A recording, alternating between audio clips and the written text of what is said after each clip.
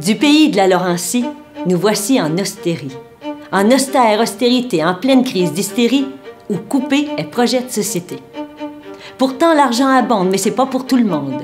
Soumis aux agences de crédit sans chance d'un cri, je vous le dis, tout ça est immonde.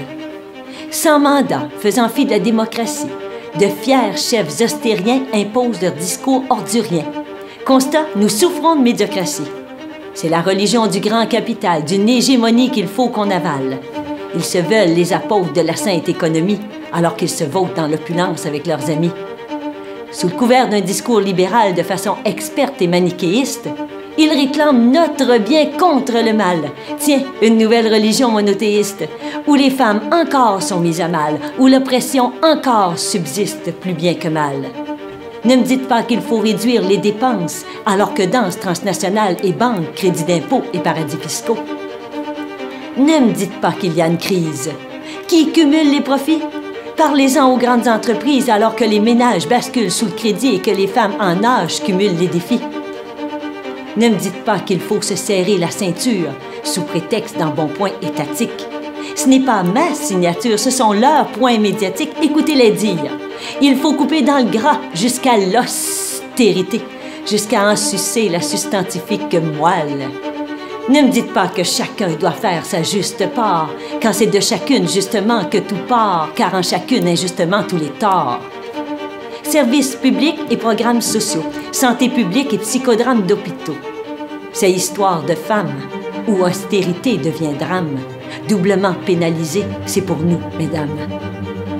Mais où est l'analyse différenciée selon les sexes? Quand on veut faire avancer ses propres idées, c'est vrai que c'est plus facile de la mettre à l'index. Ne me dites pas qu'en éducation, nous sommes une trop grande dépense et que c'est la fin de la récréation. C'est sûr, quand on y pense, nier notre contribution, c'est encourager l'ignorance et nous obliger à leur omnipotence. Ne me dites pas que tout le monde doit mettre l'épaule à la roue, alors qu'à répétition, on nous rabroue réduction, abolition, restriction, ostracisation. Des services de garde qu'on remet en question, jusqu'aux sévices qu'ils gardent en toute domination.